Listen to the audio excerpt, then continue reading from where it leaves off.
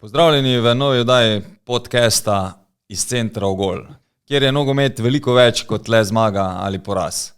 Tokrat smo ponovno na Nogometni zvezi Slovenije, kjer bomo predstavili delo vodje tehničnega sektorja Matjaža Jakliča.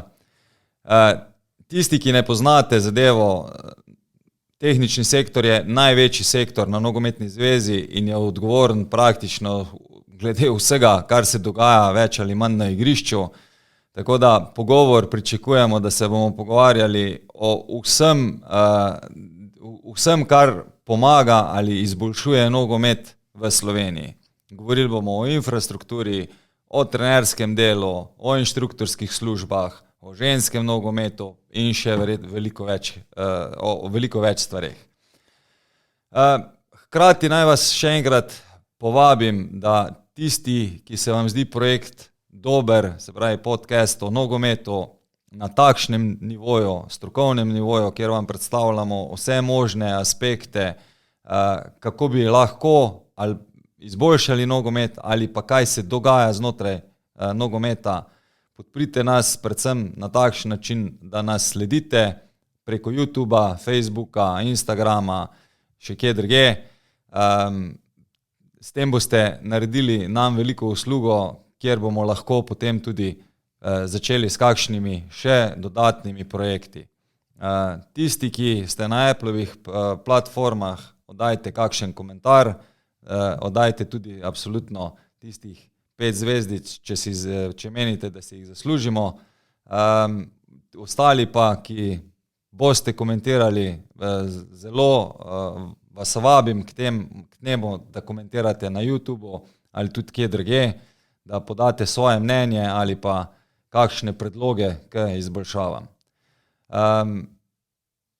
Menim, da bo oddaja zelo zanimiva. Tiste, ki zanima, kaj se dogaja ali pa kaj se bo dogajalo v Sloveniji v zvezi z nogometom, je to oddaja, ki vas bo informirala. Pa gremo v oddajo. Pozdravljeni v novi oddaji podcasta iz centra Ogol, kjer je nogomet veliko več kot le zmaga ali poraz. Tokrat ponovno snemamo na Brdu, na sedežu Nogometne zveze Slovenije. Tokrat pa je naš gost vodja tehničnega sektorja Matjaž Jaklič. Matjaž, lep pozdrav. Pozdravljen. Midva se že dosti dolgo poznava, tako da verjamem, da nama bo beseda okej tekla. V to ne dvomim. Še od tistih prvih let nogometnega razreda v Ljubljani sva skupaj bila na igrišču, zdaj pa si že kar nekaj časa tudi v pisarni. Kaj pogrešaš, delo na igrišču tudi? No, vedno, glede na to, da sem bivši nogometaš, trener, jaz sem vedno rekel v tem obdobju spomladi, ko se prvič trava pokosi, to je najlepši vonj na svetu. Tako da vonj po sveži travi je definitivno nekaj, kar pogrešam, daleč od tega, da to ni res. Je pa res, da se pač, da od takrat je že minilo več kot 15 let, odkar sva skupaj delala na igrišču, da so se stvari v življenju spremenile in sem vesel, da se zopet vidiva. In verjamem, da bova imela zanimiv pogovor. Prevzel si, zdaj si že koliko let vodja tehničnega sektorja? Zdaj že se pravi od leta 2012, ko je prišlo vabilo iz strani vodstva Nogometne zveze, če bi prevzel to funkcijo od mojega predhodnika Matjaža Jakopiča, ki ob tej priložnosti lepo pozdravljam in se mu zahvaljujem v bistvu za vse, kar je naredil v tistem obdobju svojega delovanja na Nogometni zvezi. Moram reči, da glede na to, da sem po igralski karieri bil tudi aktiven trener, da odločitev, da pridem na Nogometno zvezo, ni bila lahka, ker bilo je veliko dilem, ena izmed teh je bila ravno to, kar si rekel, Igor. Se pravi, če deluješ na Nogometni zvezi, pomeni, da si transparenten, da deluješ v interesu vseh nogometnih klubov v Sloveniji in je to pomenilo hkrati tudi, da enostavno kot trener ne moram več delovati v katerem koli klubu v Sloveniji. Kaj to zdaj pomeni, da imaš spomladanske jutranje rutine, tu za mano so dol ta naša 3 igrišča, si malo sprehodiš pa nadihaš, preden prideš v pisarno? No, moram reči, da imam izredno srečo ali pa imamo izredno srečo, da lahko delujemo v takem okolju, kot je tukaj na Brdu. sredi narave. Glede na to, da je naš delovnik v bistvu, da ne poznamo časovne omejitve delovnika, glede na to, da nogomet se igra med tednom in med vikendi in da je ogromno dela za postoriti, da si včasih vzamem pa res kakšnih 15-20 minut za sprehod po Brdu, da se v bistvu po domače povedano napolnim z baterijami in da lahko delam naprej. Mislim, da je to ena taka velika prednost, ki jo tudi kolegi iz drugih držav, ko pridejo sem, takoj opazijo in v bistvu so nam kar malo fovš v narekovajih glede tega. Ne. Ok, dej, a nam poskušaš v bistvu, da jaz ne sprašujem ves čas, na kratko predstaviti, koliko velik je ta sektor, ker tisti, ko ne vejo, to je največji sektor na Nogometni zvezi Slovenije, tako da bomo verjetno ugotovila, da zaradi tega si tudi velikokrat odsoten z Brda, ne, da si ne moreš zjutraj sprehajati potem tu okoli. Ja, sej, to je bil tudi mogoče razlog, ko sem dobil ponudbo leto 2012 za prevzem te funkcije, v bistvu sem si res vzel veliko časa, 9 mesecev sem si vzel časa, da sem razmislil, ker je v bistvu obseg dela in pa raznolikost dela takšna, da v bistvu dejansko zahteva celega človeka. Tehnični sektor je v bistvu eden izmed sektorjev na Nogometni zvezi, je pa edini, ki je v bistvu direktno povezan z igriščem, ne, se pravi z samo vsebino, z samim nogometom. Ne. Poleg tehničnega sektorja so tukaj še drugi sektori, ki delujejo kot podporni sektori. Je pa pomembno, da se med sabo, da sodelujemo, ne vem, če lahko omenim še druge sektorje, kot je mednarodno-pravni sektor, potem je sektor za organizacijo dogodkov, tekmovalni sektor, finančni sektor, in potem še druge, bom rekel, spremljajoče vsebine. Ko govorimo o tehničnem sektorju, ne, zdaj, če bi bili v neki proizvodnji, bi rekli, da v nekih tovarnah so tehnični sektorji v glavnem tam, kjer so traktorji, kosilnice in tako naprej. Ne. V športnih organizacijah je pa tehnični sektor v bistvu sektor, ki se navezuje ali pa povezuje konkretno z nogometom v vseh pojavnih oblikah. Ne. Se pravi, znotraj tehničnega sektorja imamo več oddelkov. Recimo, če začnem s tem največjim, najširšim, to je oddelek nogometa za vse, ki zajema v bistvu ves neprofesionalni nogomet. Ne. Se pravi, če začnemo od projektov, ki jih peljemo v zadnjih letih, spoznavanja z nogometom v nogometnih vrtcih, do projektov otroških nogometnih šol po klubih, potem do ligaškega tekmovanja v mladinskih kategorijah, do rekreativnega tekmovanja kasneje, veteranskega nogometa, potem so tukaj še razni festivali, Rad igram nogomet, zimske lige in pa še druge pojavne oblike, ki jih skušamo nekako združevati, bom rekel, pod našo skupno blagovno znamko, če lahko tako rečem, nogomet za vse. Se pravi, skušamo v bistvu dejansko omogočiti vsakemu otroku, vsaki osebi, vsakemu odraslemu človeku, da ima možnost, da se lahko ukvarja z nogometom. Seveda se znotraj nogometa za vse imamo v zadnjih 3 letih smo začeli razvijati tudi programe družbene odgovornosti in pa okoljske varnosti. To pomeni, da se v bistvu nekako skušamo pomagati tudi tem različnim deprivilegiranim skupinam, od specialne olimpijade, slepih. Potem imamo tle programe, ki jih zdaj razvijamo v zadnjem obdobju za starostnike, se pravi program hodečega nogometa, ki ga pilotsko že izvajamo v enem MNZ-ju. In tudi v prihodnje se mi zdi, da je naša naloga zmeraj bolj usmerjena tudi na to področje družbene odgovornosti, se pravi vključevanje vseh tistih ranljivih skupin v nogomet, kajti nogomet je le v končni fazi najbolj popularen šport na svetu in vsi ga imajo radi in bi ga radi bili del tega, bi se ga radi udeleževali, in če mi kot Nogometna zveza lahko pomagamo na ta način mogoče posameznikom ali pa tem skupinam, da se lahko vključujejo, bo to super. Ne smem pozabiti na tem mestu omeniti projekt, ki ga že od leta 2014 izvajamo skupaj z Rdečim križem Slovenije, se pravi, izvajamo na Debelem rtiču nogometne počitnice. Tam smo v bistvu tudi preko različnih finančnih sredstev izgradili tudi popolnoma novo igrišče z umetno travo, z vso pripadajočo infrastrukturo. Tukaj se lahko zahvalim tudi UEFA, kjer je v bistvu Dvakrat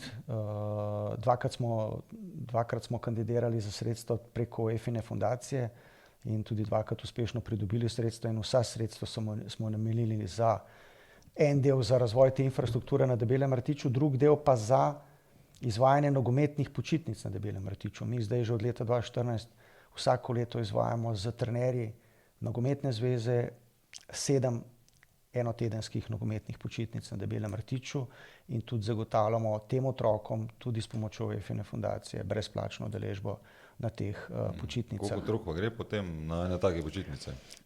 Načeloma v eni smeni? Ja, načeloma smo pokrivali tam nekje od 120 do 150 otrok na letni ravni, ki so pa potem razdeljeni v različne časovne obdobja, kdaj prihajajo. Nekateri MNZ-ji so te otroke pošiljali med jesenskimi počitnicami, nekateri poleti, nekateri med majskimi počitnicami, ampak tukaj nekje ta številka se giba med 120 pa 150 otrok na letni ravni.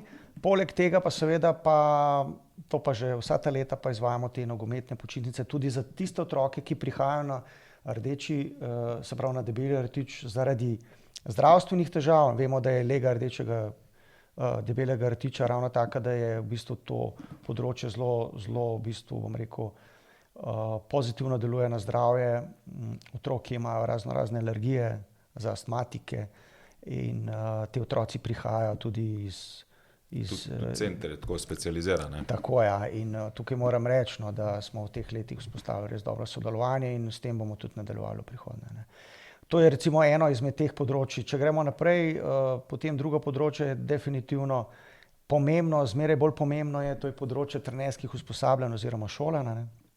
Na tem področju smo v zadnjih 2 letih naredili velik korak naprej za samo reorganizacijo usposabljanj. Tudi kadrovsko smo se kar okrepili. Naš cilj je, da v bistvu poskušamo nekako vsem tem našim novim trenerjem, ki prihajajo, dati najnovejše informacije z področja nogometne igre in da jih okrepiti s tem znanjem, z namenom, da bodo oni čim bolj kvalitetno delovali v svojih sredinah, kar pomeni, da bodo v bistvu tudi naši otroci, kar se tiče nogometnega znanja na višjem nivoju. Naslednje področje je področje ženskega nogometa, ki je v bistvu v tem obdobju zdaj zelo aktualno. Ženski nogomet se razvija po celem svetu. Jaz lahko rečem, da ravno v prejšnjem tednu je izvršni odbor sprejel tudi strategijo ženskega in dekliškega nogometa za naslednje 5-letno obdobje. Želimo narediti korak naprej tudi na tem področju. V letošnjem letu smo imenovali 4. reprezentanco žensko, se pravi poleg ženske reprezentance, ki v zadnjih 2 letih dosega res lepe rezultate in je tudi na FIFIni lestvici zgodovinsko na najvišje do zdaj, pa do naših mlajših reprezentanc, mladinskih U19 in kadetske U17, imamo zdaj še reprezentanco U15, to je v bistvu najmlajša reprezentanca. Namen tega ustanovitve te reprezentance je bil ta, da poskušamo dekletom nekako pomagati tudi skozi te reprezentančne aktivnosti, da bodo še bolj kvalitetne, da bojo dobile tisto potrebno motivacijo, v katero smer je potrebno iti. Sem pa zelo vesel, da je zmeraj več deklet, teh mladih deklet, ki prihajajo, v bistvu dejansko tudi želijo v prihodnosti živeti od nogometa. Se pravi, želijo postati profesionalne igralke, kar pa je v bistvu, bom rekel, zelo pozitivno. Seveda na področju ženskega nogometa imamo tudi druge izzive, to je ta klubski nogomet, kjer smo imeli v preteklosti kar nekaj teh nosilnih klubov v Sloveniji, ki jih danes ni več. Se pravi, Igor, ti prihajaš iz Velenja, veš, da je bil tam zelo dober klub Škale. Imeli smo na Dolenjskem Krko, ŽNK Krka, ki je v preteklosti igrala tudi v Champions League. In naša v bistvu zaveza že iz pretekle strategije pa zdajšnja je ta, da skušamo na tem področju narediti korak naprej v smislu strokovnega dela v klubih, po drugi strani pa v smislu stabilizacije teh sredin, ki jih imamo, se pravi, da sredine, ki so, da jim omogočimo pogoje, da bojo lahko funkcionirale tudi naprej, hkrati pa, da v bistvu nekako evidentiramo področja, kjer pa ženskega nogometa še ni v Sloveniji, pa mogoče je nek interes, pa da skušamo tudi na tem področju pomagati, da se vzpostavijo po neki sistematiki tudi preko šol tudi mogoče neke nove ženske sredine. Ne. Znotraj tehničnega sektorja deluje potem še področje reprezentanc. Od leta 2020 sicer so moške reprezentance ločene, so v posebnem sektorju, medtem ko so ostale reprezentance, tako ženske kot pa futsal reprezentance, kot sam futsal, pa so pomembne in so znotraj tehničnega sektorja. Mogoče na področju futsala, futsal je zanimiv šport, je dvoranski šport. Midva sva oba malo že starejša, pa sva nekako oba zrasla na ulici, kjer smo igrali 1-1, 2-2, tega danes ni več, te igre. Veliko smo preigrali tudi, bom rekel, tega malega nogometa, ko je bila zima. Na tem področju, na področju futsala smo imeli tudi neke slabe izkušnje iz preteklosti. V lanskem letu recimo futsal klub Litija zaprl vrata, ki je bil nosilc v slovenskem prostoru dolga leta, ne.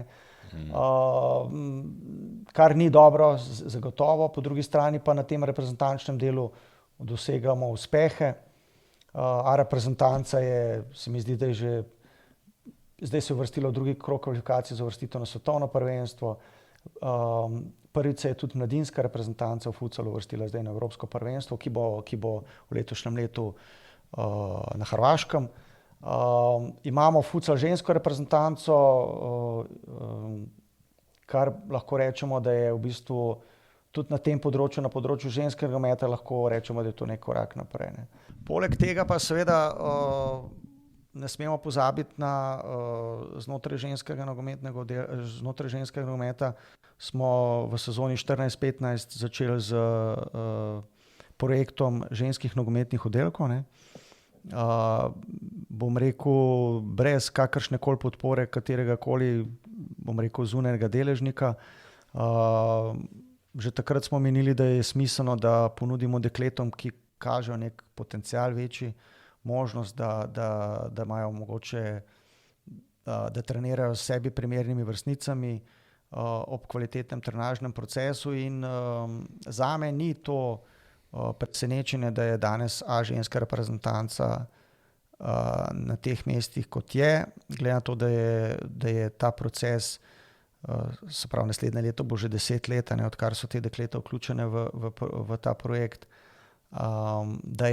da daje pozitivne učinke, ne. In iz tega vidika se mi zdi, da je to pozitivno in pohvalno. Seveda so vedno še kje kakšni izzivi za prihodnje, ampak jaz mislim, da začeli smo z 9 puncami, danes jih imamo 40, interesa je zmeraj več.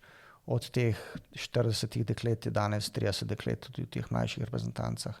Nekateri že trkajo na vrata reprezentance, nekateri so že profesionalke, še niso dokončale šolanje, pa so že profesionalke, igrajo v tujini.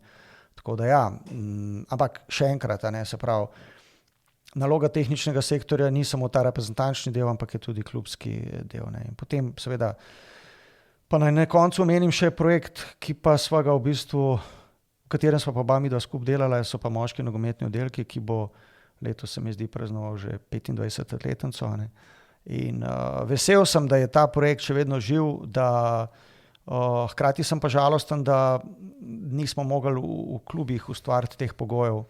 Kar je bil primarni cilj. Kar je bil primarni cilj, da bi mi rekli, ok, ne potrebujemo več nacionalnega nogometnega oddelka, imamo klube, ki imajo dovolj denarja, da lahko ustanovijo akademijo in kar bi bilo seveda po naravni poti boljše za te fante, ne, bi bili v svojih sredinah s svojimi prijatelji, igrali bi tekme z njimi. Ampak tukaj je potrebno gledati tudi potem ta individualni razvoj igralcev in pa seveda priprava potem na ta profesionalen nogomet. O tem bomo tudi še malo poskušala. Zdaj, zelo veliko v bistvu je noter tematik, a lahko sam tu, glede na to, da si več ali manj razložil stvari, kaj pomeni klubski nogomet, kje se, rečemo, tvoj sektor noter vključuje konkretno v klubski nogomet? Ja, tukaj se mi zdi zelo pomembno, da omenim eno stvar, ki jo, se pravi, nisem prej omenil. Znotraj mladinskega nogometa imamo tudi v bistvu inštruktorsko službo, ne. Inštruktorska služba NZS je v bistvu sestavljena iz 10 inštruktorjev, ki delujejo po vseh MNZ-jih, no. In vsebina teh programov se direktno navezuje na klube.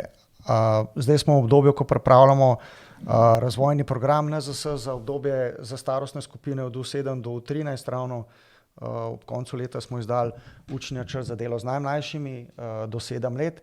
In tukaj je naša vloga zelo pomembna, kajti ocenili smo, analizirali smo situacijo v sredinah. Mi imamo problem, da to smo naredili tudi skozi kategorizacijo, da ni, bom rekel, pa ne mi moji kolegi v klubih oprostijo, da imamo malo primerov, kjer imamo dejansko ta strokovni del dosti dobro razdelan po vertikali.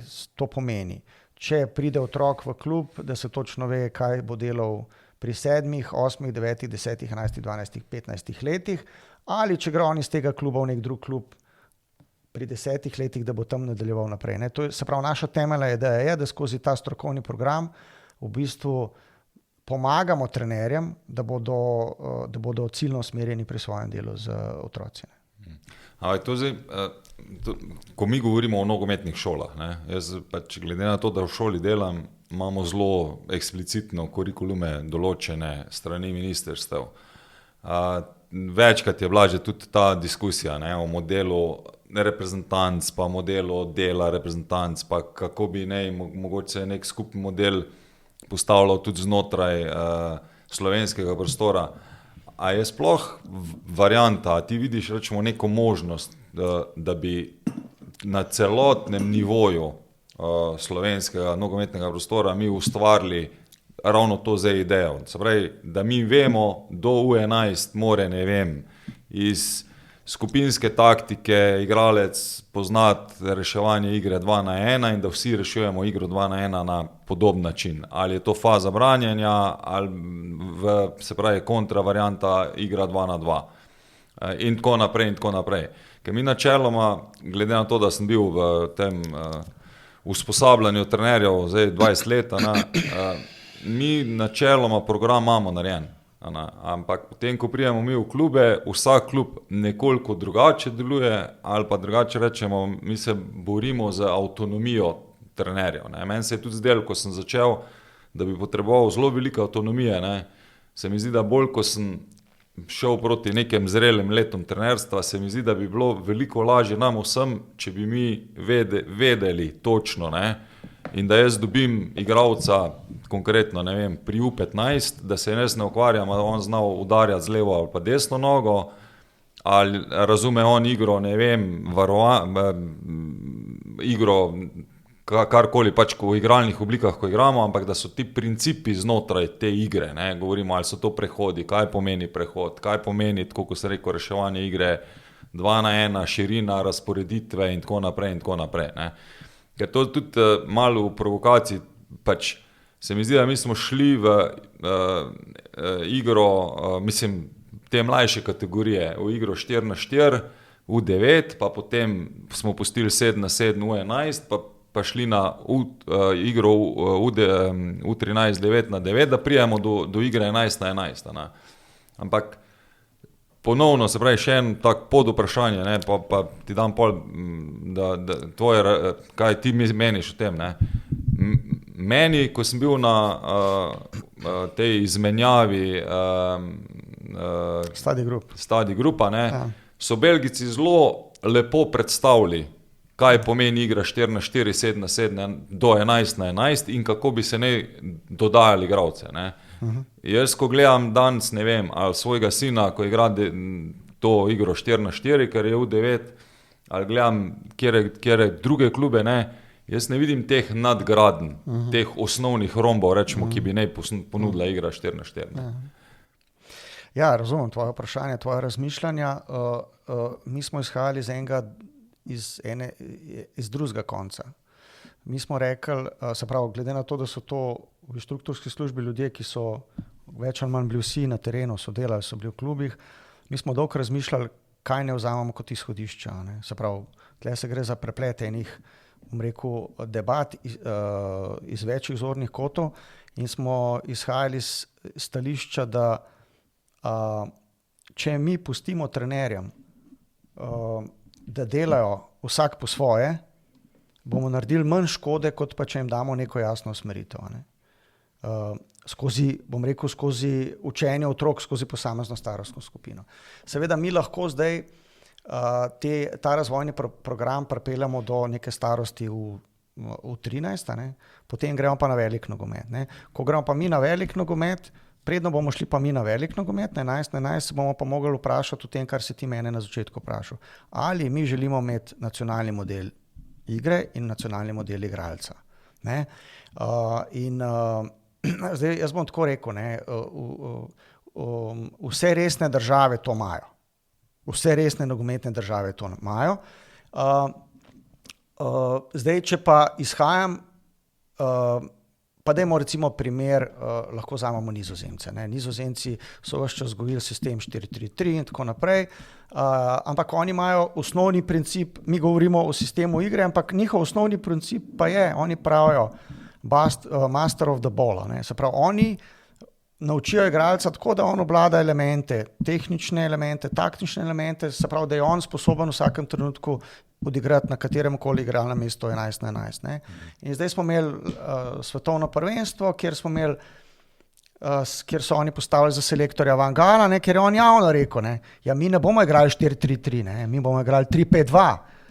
Ne, on je spremenil to čist, ne, ampak on je izhajal zopet iz tega, kakšne igralce on imel. Ne.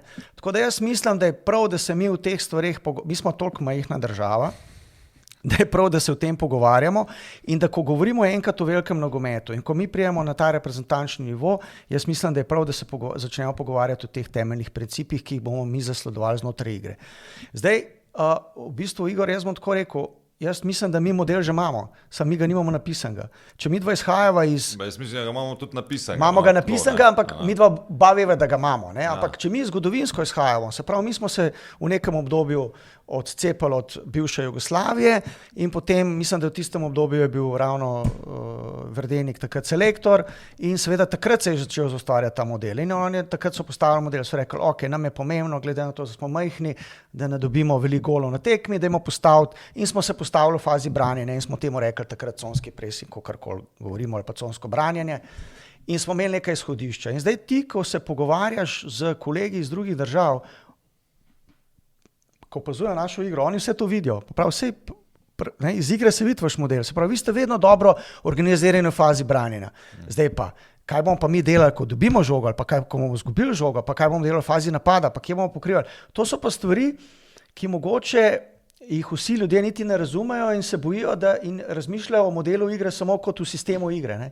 Model igre ni sistem igre, ampak je veliko več. Ne. In to so te detalji, kateri se meni zdijo zelo, zelo pomembni. Ne. Da jih mi v bistvu evidentiramo, javno prepoznamo in objavimo. Sej te principi se pa spreminjajo. Ne. Zdaj nekdo bo rekel, ja, ker je naša baza majhna, smo odvisni od igralcev, ki jih imamo. Se strinjam, ampak v osnovi neke grobe principe pa lahko imamo. Ne. Sej v reprezentanci, dokler je bil Iličić še aktiven reprezentant, je imel najbrž on nek drug status znotraj reprezentance oziroma od njega se je pričakoval nekaj nepričakovanega. Ne? In tako da jaz ne vidim nič slabega v tem, da se pogovarjamo o tem in da pridemo do nekega širšega konsenza. Jaz govorim o principih bolj, ki bi jih igralce ne naučil. Ne? Se pravi, da mi ves čas imamo trend, ne vem, nekega pozitivne agresivnosti, presinga, dosti hitrih prehodov, pa veliko, ne vem, teka, zdaj karikiram. Ne? Ampak ko govorimo, na kakšen način bomo pristopili k samemu trenažnemu procesu, se meni zdi zelo ključno, zato sem rekel, pa šolski kurikulum je jasen, ne? Zdaj na koncu, a bom jaz uporabljal, ne vem, igralno obliko 3-4-4 za to, da bom treniral prehod iz ene faze igre v drugo fazo igre, ali bom igral 2+4-4, meni vseeno. Ne?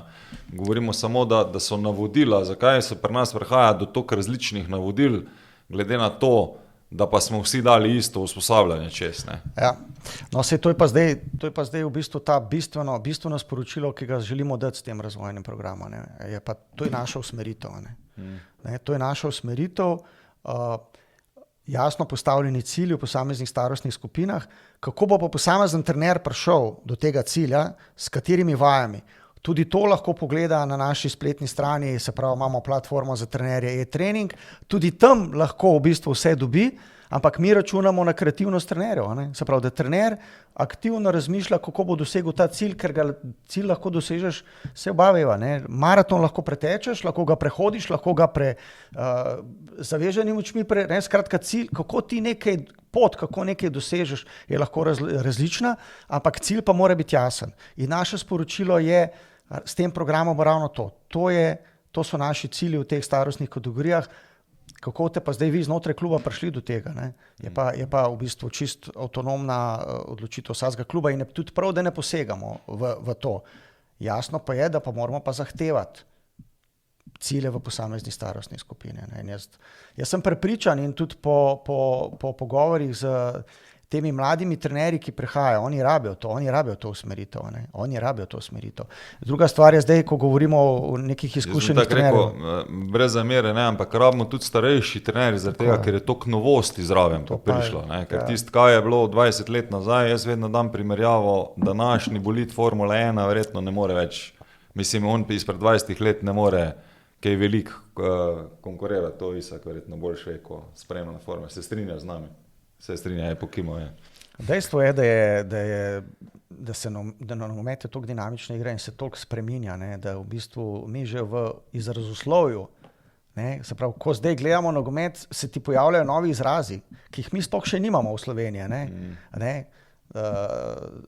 Tako da jaz se strinjam s tem, ampak tle moramo ločiti. Nekaj je ta učni del, kjer osnovo morajo vsi usvojiti, potem so pa te principi, ko že govorimo malo o taktičnem delu. In pač moje osebno razmišljanje je, da smo mi prehitro pridemo na taktični del. Mi pozabljamo, da je treba najprej otroka naučiti, ustrezno število ponovitev, pravilno naučiti ga, da potem lahko on to avtomatizira in lahko izvaja v kratkem časovnem obdobju in v bistvu na majhnem prostoru, kar pa je današnji reprezentančni nogomet ali pa klubski vrhunski nogomet je v bistvu stvar odločitve v delčku sekunde, kako boš ti sprejel žogo, kako jo boš podal naprej. In zmeraj bolj v to smer bo šlo. Nogomet ne bo nikdar več toliko hiter, kot je danes, ampak bo jutri že hitrejši, kot je danes. In to vidimo na vseh nivojih, tudi na področju ženskega nogometa. Tako da v to smer gre nogomet. Zdaj prej, ko bomo to sprejeli, jaz mislim, lažje bo za nas kot nogometer družino, da se bomo s tem soočali, pa da bomo dejansko šli v to smer, kajti konkurenčnost je velika. Žal. Ja, meni je tu vedno pač tako zanimivo.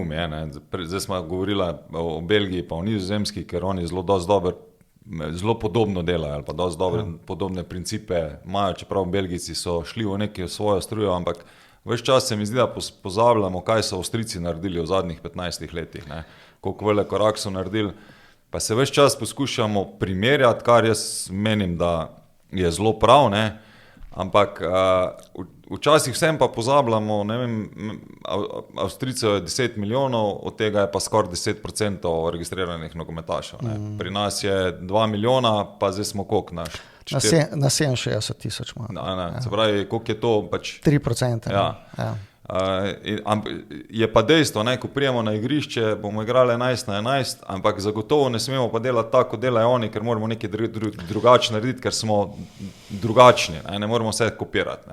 Zato je vedno ideja, kakva bi bila nova ideja, kaj bomo mi drugače naredili, ker bomo morali pa skupaj delati.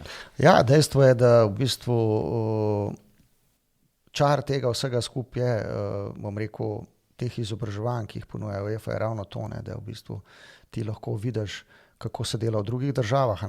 Zdaj pa pametni ljudje ne bojo kopirali modelov, ampak bojo pametni ljudje najprej prepoznali, kaj bi lahko koristilo slovenskemu nogometu in to skušali potem postopoma implementirati. Tako da, kot zanimivost naj povem, da Avstrijci šele zdaj v bistvu, oni imajo na moškem delu imajo nogometne akademije, ki so financirane strani zveze, strani pokrajine in strani loterije njihove, in to pomeni na letni ravni 2 milijona za vsako tako akademijo in oni se lahko grejo potem resen nogomet mladinski. Ampak oni mislim, da so imeli 10 oziroma 12, to se zdaj malo spreminja. Ampak oni dobijo oni dobijo koncesijo za 3 leta in potem, oziroma dobijo za 3 leta koncesijo, da imajo lahko to akademijo, po 3 letih se dela evalvacija. Ampak to mi govorimo, to pomeni, če na palec računamo 10 akademij, pa 20 igralcev v vsakem razredu, se pravi na vsak letnik, to pomeni 200 igralcev. Ja, oni se ukvarjajo tam od 15 na zgor, sploh jih ne zanima. To so naši nogometni razredi. Tako je, klubska varianta. Ampak zopet, jaz sem velikokrat v preteklosti ravno izpostavljal Avstrijo, pa so mi nekateri rekli, češ, Avstrijci, kaj bojo oni. Ampak oni dejansko so v teh 10-15 letih ta korak naprej naredili, da so nam lahko, v bistvu, da lahko damo sem kapo dol, pa spoštujemo. In se strinjam. In jaz osebno pogrešam to, da gledamo države, ki grejo naprej, pa da se prevečkrat oziramo nazaj na države bivše Jugoslavije, ki imajo tudi države bivše Jugoslavije nek svoj, ogromno nekega talenta, vidimo, kaj Hrvati delajo, čestitamo jim za to, kar so naredili, to je super dosežek, da si ti v svetovnem vrhu toliko časa, super in to spoštujemo, ampak mi moramo neko svojo pot iti, ampak to pot gremo lahko samo, če smo enotni, če se skupaj odločimo, in da to pol tudi zagovarjamo, in da ne kažemo s prstom ena drugega, ampak da poskušamo v bistvu premakniti to zadevo in to poskušamo preko teh projektov tudi delati.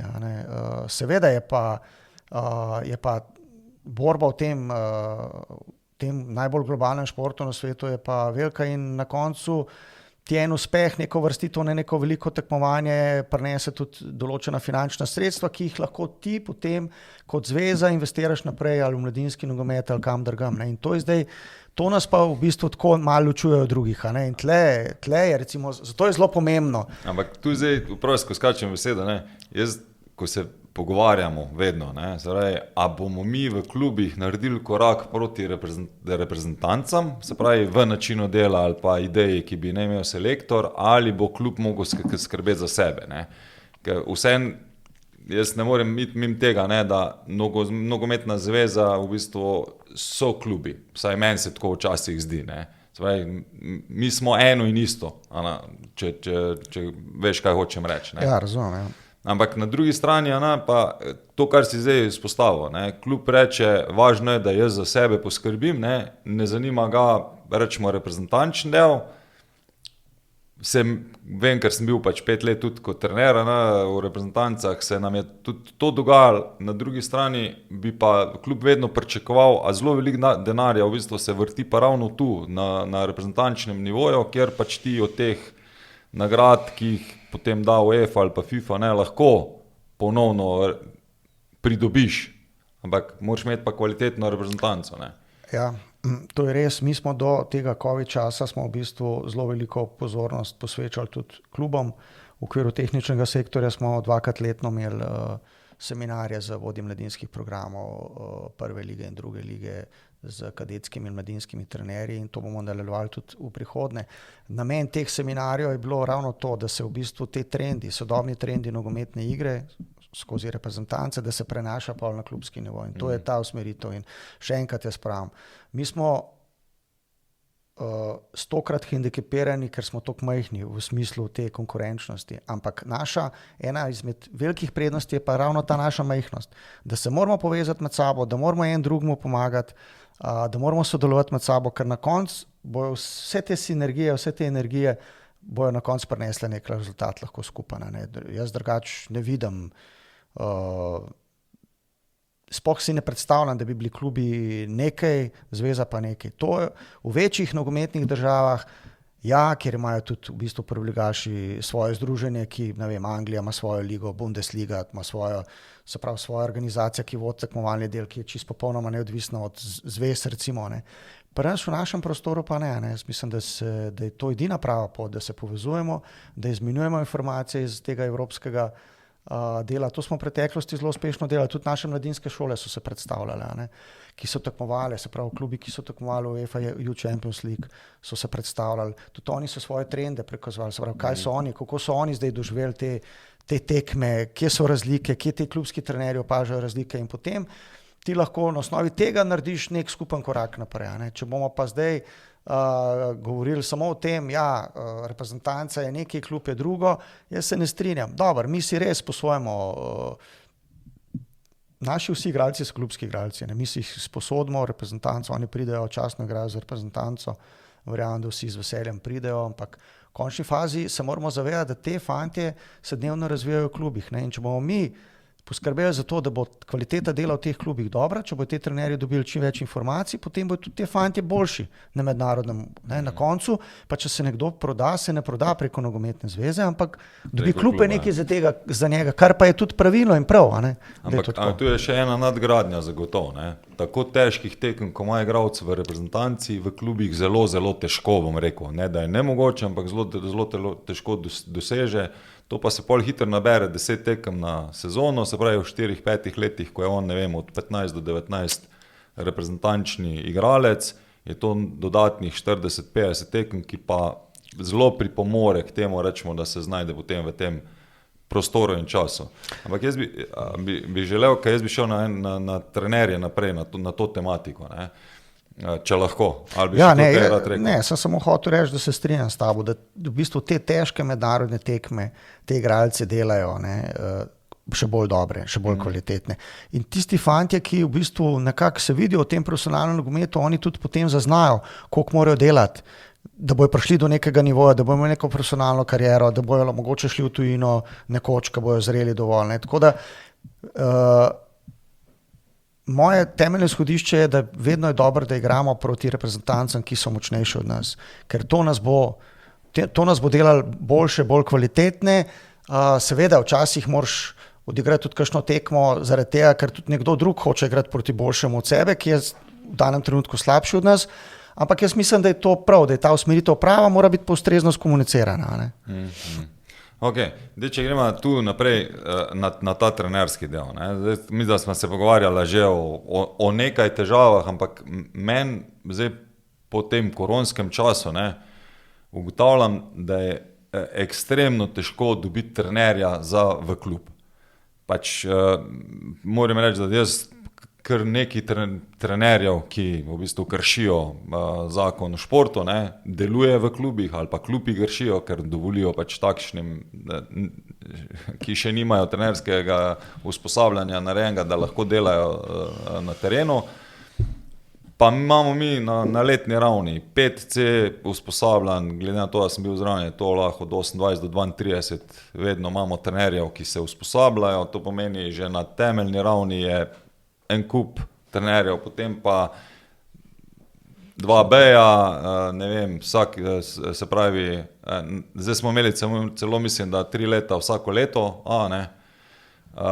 da je potem prijemo na ta UEFA Pro, pa tistega, da še enkrat povem nekaj zanima, z Istokom Kavčičem smo imeli glede teh usposabljanj, pa tudi kakšne so spremembe pripravljene, ampak mene bolj zanima, kje ti vidiš v bistvu problem ali pa rešitev za to, da bi mi imeli na eni strani več usposobljenih trenerjev v klubih, pa nič nimam proti, vsak, ki želi delati, zelo toplo priporočam, naj pride na usposabljanje, ker je res veliko dobrih informacij, pa na drugi strani, da bojo motivirani, da bojo delali, ker zelo veliko trenerjev je pa potem tudi tistih, da reče, za 300 evrov jaz ne bom šel, pa sem 4-krat na teden, pa dajem po 4-5 ur, na koncu se pa starši derejo na mene, pa ne vem, nekdo v klubu je nezadovoljen, pa da reče, nima pojma zaradi tega, ker ni 2 treninga odvodil na terenu in niti ne ve, kakšen je proces in tako naprej, verjetno si seznanjen s tem. No. Ja, se pravi, moramo povedati, da v bistvu mi se kar malo razlikujemo od drugih držav, sploh, bom rekel, teh skandinavskih, angleških držav, glede zahtev, ki jih morajo imeti trenerji, da lahko delajo z mladimi v katerem koli športu. Se pravi, imamo krovni zakon o športu, ki govori da samo strokovno usposobljen delavec lahko dela, oziroma trener lahko dela z otroci ali pa s komarkoli. V tujini, v teh državah tega ni, se pravi, v teh državah delajo z otroci do 13 let v bistvu volonterji. To so starši, ki naredijo nek hiter tečaj, 6 do 8 ur traja, strani zveze dobijo program dela, potem imajo obdobja, ponavadi imajo znotraj kluba nekoga, ki je odgovoren za te volonterje, in oni delajo. Ne? In se v bistvu v teh velikih državah se s to maso z mladimi nihče ne ukvarja. Ne? Se pravi, strokovno usposobljenih ljudi tam ni. Ne? So odvisni od volonterjev, tudi oni imajo svoje težave, probleme, ker je teh volonterjev zmer manj. Ne? Če ti vprašaš v tujini, kaj pomeni volonter, to ne pomeni, da on dela zastonj. On še vedno dobi potne stroške plačane, za gorivo dobi plačane, se pravi, on dobi mogoče več kot pa naš trener tukaj, ki dobi plačilo. Ne. Ampak in te trenerji so mogoče tam v prednosti. Ne. Se pravi, ti v tujini greš lahko, imaš že klub in greš potem delati prvo stopnjo usposobljenosti. Če ugotoviš, da je to zate. Ja, če ugotoviš, da je to zate. Se pravi, to tudi UEFA konvencija o trenerskih usposabljanjih 2020 dopušča. Mi te možnosti nimamo. Ne? Se pravi, zdaj imamo pa mi situacijo, kot si samo omenil, in jaz pač to situacijo ocenjujem kot zelo, zelo zaskrbljujočo. Da imamo ogromno usposobljenih trenerjev, da nam pa kljub temu v klubih delajo trenerji, ki nimajo strokovne usposobljenosti ali pa nimajo primerne strokovne usposobljenosti. Zdaj, kje jaz vidim težavo ali pa kje vidim v bistvu neko možnost, kako bi lahko na dolgi rok dvignili kvaliteto dela v klubih, je ta, da bi začeli na nivoju države razmišljati o zaposlovanju trenerjev na lokalnem nivoju. Ne.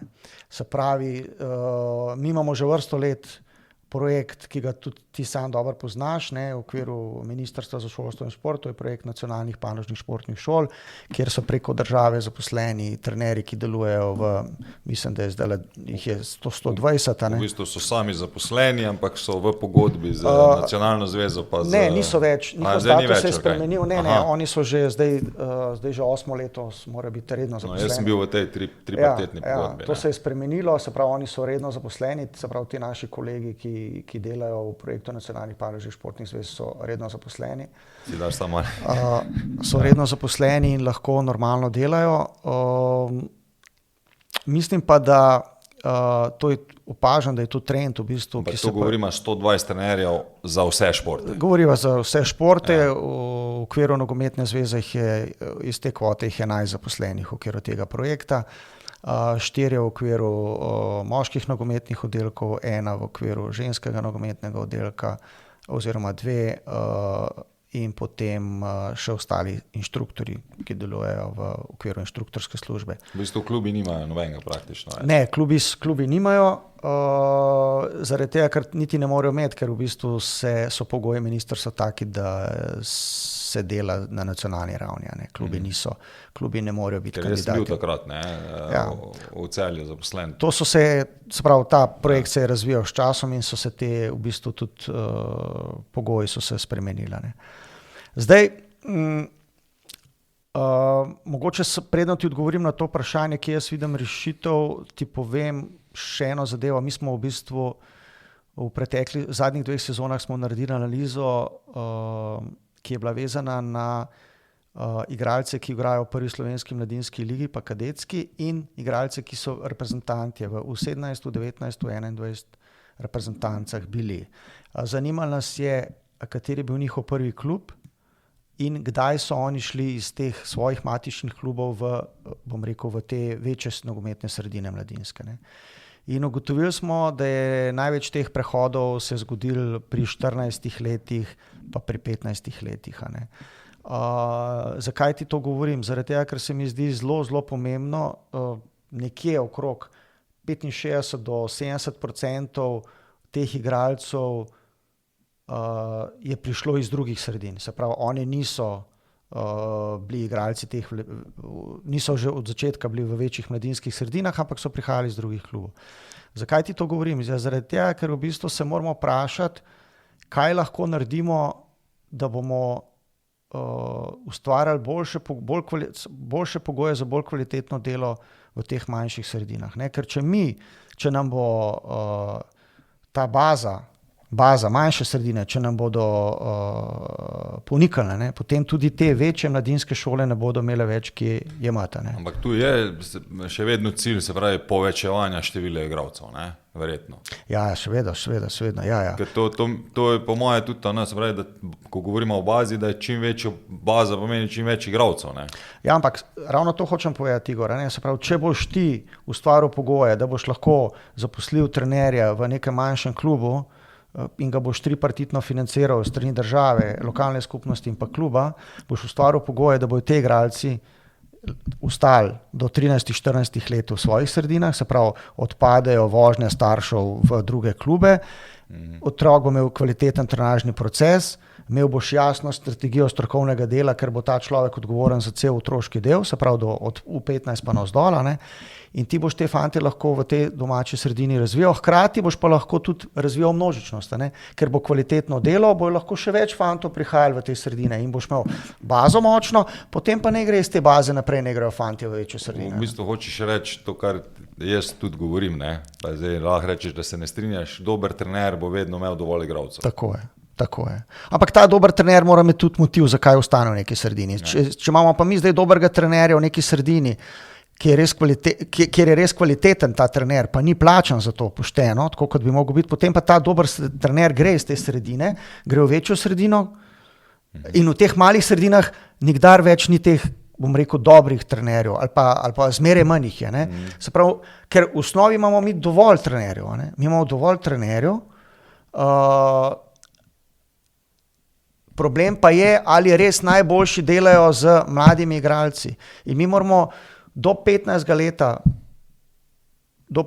leta starosti so ključna leta, tam se igralci naučijo 90% vsega. Potem so samo še finese naprej, v taktičnem smislu in tako naprej. Ampak do tistega leta morajo te igralce imeti pod nadzorom kvalitetni trenerji, ki so tudi pedagogi, da znajo pristopiti do njih. Ne samo, da so strokovno močni, ampak da so tudi kvalitetni. In tukaj jaz vidim neko rešitev za poslovanje teh trenerjev in na ta način bi lahko potem pa šli korak naprej, pa bi rekli, ja, okej, dajmo ločiti kvalitetnega od manj kvalitetnega, dajmo dobrega trenerja zaposliti, tistega, ki ima potencial, ki kaže zanimanje, ki je nadarjen za delo z otroci.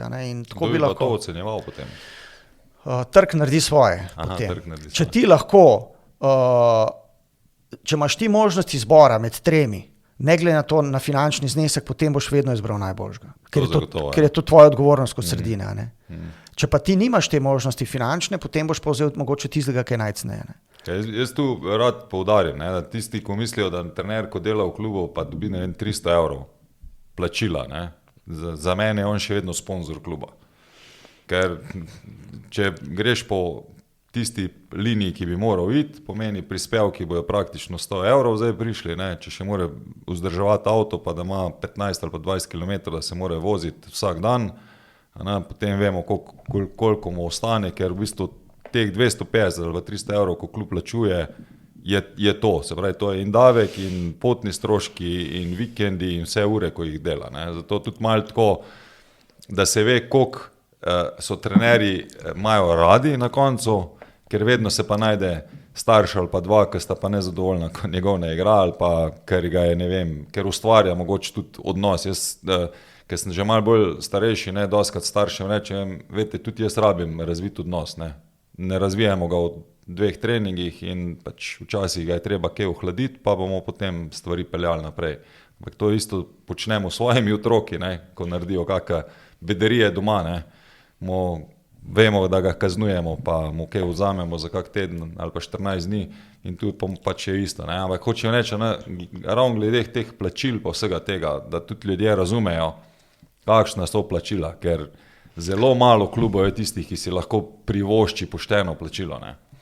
Mislim, da si že sam odgovoril na vprašanje, ki si ga prej postavil, zakaj delujejo v klubih neusposobljeni trenerji. Zato, ker tisti, ki so usposobljeni, so ugotovili točno to, kar si ti prej rekel. Ne? Ker nočem biti več sponzor tega kluba, ker imam svojo družino in bi rad vikende preživljal svojo družino. Tako da jaz v bistvu, pa nočem biti pesimist, no, ampak jaz mislim, da moramo to temo širše nasloviti, ker to se pojavlja v vseh športih, to ni samo nogometa. In šport, pa ne zagovarjam jaz profesionalizma, ampak če želimo, da bodo otroci ostajali v športu, potem dajmo jim zagotoviti možnost, da se v svojem okolju rekreirajo. Ker delo starše je pa vsako leto težje. Ne? Se strinjam. To je zdaj on del, ko jaz pravim, ni problem otrok na igrišču, problem je starš ob igrišču, ali pa potem v pisarni ali kjerkoli drugje.